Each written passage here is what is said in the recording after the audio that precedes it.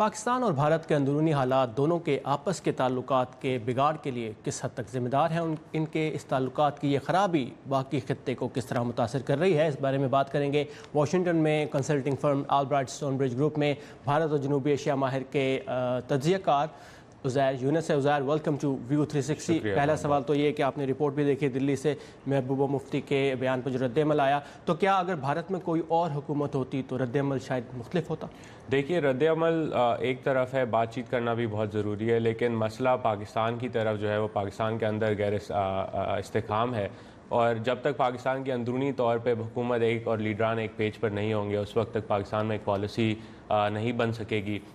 جس کی وجہ سے محبوبہ مفتی یا کوئی اور حکومت بھارت کے اندر چاہے بات چیت کرنا چاہے یا نہ چاہے، پاکستان کی پالیسی کمزور رہے گی، جس کی وجہ سے بات چیت کا معاملہ آگے نہیں بڑھ سکے گا۔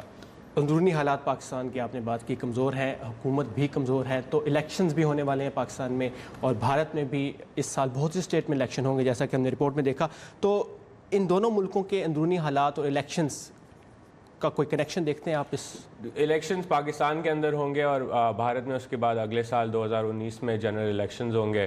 تب تک جو ہے دونوں طرف پالیسی ایک پیج پر نہیں ہوگی، کیونکہ اگر پاکستان بات چیت کرنا بھی چاہے تو الیکشن کے ماحول کے اندر بی جے پی کی حکومت بات کرنا نہیں چاہے گی، اور پاکستان کے اندر جو سول ملٹری اور آپس میں پالیسی کے جو تعلقات ہیں لیڈران کے، وہ جب تک ایک پیج پر نہیں آئیں گے تب تک پارلیمان کے اندر اس پہ بحث نہیں ہوگی، اور ایک پالیسی مضبوط اور مستحکم پالیسی جو ہے وہ نہیں بن سکے گی۔ لیکن اگر ہم بھارت کی بات کریں تو نریندر مودی کو ایک ایسے لیڈر کے طور پر دیکھا جاتا ہے جو مضبوط فیصلے کر سکتے ہیں، مشکل فیصلے کر سکتے ہیں، لیکن انہوں نے بھی اس حوالے سے کوئی زیادہ بات نہیں کی۔ انہوں نے شروع میں بات کی، وہ آئے، پاکستان بھی آئے، انہوں نے نواز شریف صاحب کو دعوت بھی دی دلی کے اندر آنے کی، لیکن اس کے بعد جو ہے تعلقات کشیدگی کی طرف چلے گئے۔ پاکستان کشمیر کے اندر جو ہے وہ وائلنس جو ہے وہ بڑھتا رہا، جس کی وجہ سے ان کے اوپر بھی پریشر تھا کہ وہ پیچھے ہٹ جائیں، تو نواز شریف صاحب نے بھی کوشش کی، وہ بھی پیچھے ہٹ گئے، اور مودی صاحب جو ہیں وہ بھی پیچھے ہٹ گئے، کیونکہ ان دونوں پر اندرونی طور پہ دباؤ بہت زیادہ ہے۔ تو پاکستان کے ایک کمزور حکومت کو بھی آپ ایک وجہ کے طور پر دیکھتے ہیں۔ ایمنسٹی انٹرنیشنل کی تازہ ترین رپورٹ کے مطابق پاکستان کی فورن پالیسی پر فوج کا کنٹرول اور دباؤ بڑھا ہے، تو ان حالات کو آپ پاک بھارت تعلقات پر اثر پڑتے ہوئے کیسے دیکھتے ہیں؟ جی، اس کی وجہ یہ کہ بھارت جو ہے دلی سے اگر کوئی دیکھے گا کہ پاکستان کے اندر فوج جو ہے وہ فورن پالیسی پہ قابض ہے، اس کی وجہ سے وہ جو ہے پاکستان سے یا حکومت سے بات نہیں کرنا چاہیں گے، کیونکہ ان کا بلیف یہ ہوگا کہ پاکستان جو ہے وہ ہمیشہ سول ادارے تو بات کرنے پہ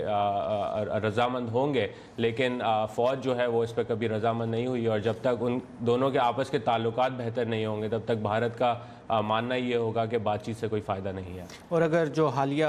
حالات ہے جس میں FATF کا ذکر کرنا بھی میں ضروری سمجھوں گا کہ اس میں اگر دیکھا جائے پاکستان کے نام کی شمولیت پر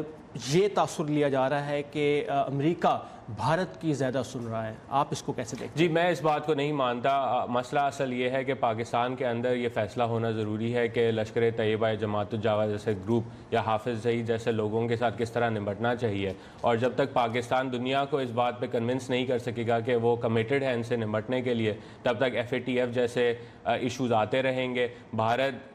کی لابنگ فورس تو یہاں اگر آپ کہہ لیں کہ مضبوط ہے یا نہیں ہے، لیکن امریکہ خود بھی اس پہ پریشر رکھے گا، اور صرف امریکہ نہیں بلکہ دیگر ممالک جن میں چین بھی شامل ہے، وہ بھی پاکستان کو چاہے گا کہ وہ ان گروہوں سے نمٹنے کی بھرپور کوشش کرے۔ تو ان حالات میں پاکستان جہاں ایک کمزور حکومت ہے، الیکشنز بھی ہونے والے ہیں، پاکستان کو کیا کرنا ہوگا فیوچر میں، اور بھارت کی طرف سے آپ کیا رد عمل دیکھیں گے آنے والے وقت میں؟ جی، میرے نزدیک تو پہلا قدم پاکستان کو اٹھانا چاہیے کہ وہ ان گروپوں کے ساتھ نمٹنے کی بھرپور کوشش کرے، جو کیسز چل رہے ہیں ان کو منطقی انجام تک لے کر جائے، اور دوسرا میرا ماننا ہے کہ پاکستان اور بھارت کو چاہیے کہ تجارت کو فروغ دیں، کیونکہ ہم نے دیکھا ہے دنیا میں کہ کئی ممالک نے اپنے مسائل کو حل کیے ہیں تجارت کی بنیاد پر۔ اس میں فرانس اور جرمنی ہے دوسری جنگ عظیم کے بعد، جنہوں نے کوئلے اور اسٹیل کی تجارت کرنا شروع کی، جس نے بنیاد رکھی یورپین یونین کی، اور آج یورپ کے خطے میں امن ہے۔ تو پاکستان اور بھارت کو بھی چاہیے کہ تجارت کو فروغ دیں، جن کی وجہ سے بات چیت کا معاملہ آگے بڑھے گا۔ تو اقتصادی طور پر بھی پاکستان کو بہتر فیصلے کرنے ہوں گے آپ کے خیال؟ بالکل بالکل۔ عزیر، بہت بہت شکریہ آپ کے وقت کا، thank you for your time and insight. Thank you.